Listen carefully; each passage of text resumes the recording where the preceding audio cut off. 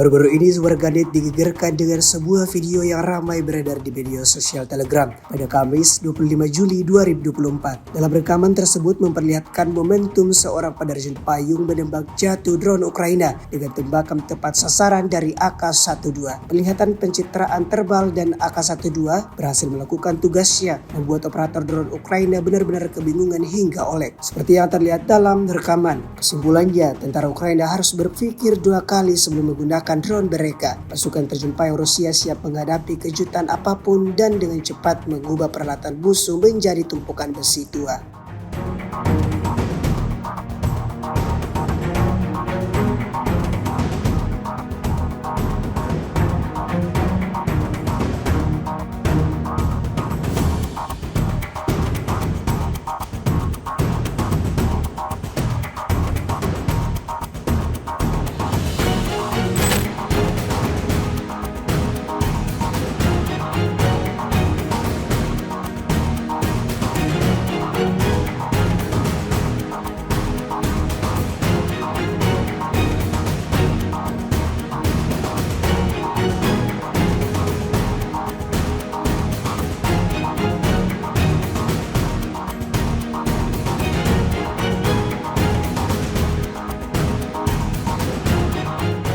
Download Tribun X sekarang, menghadirkan lokal menjadi Indonesia.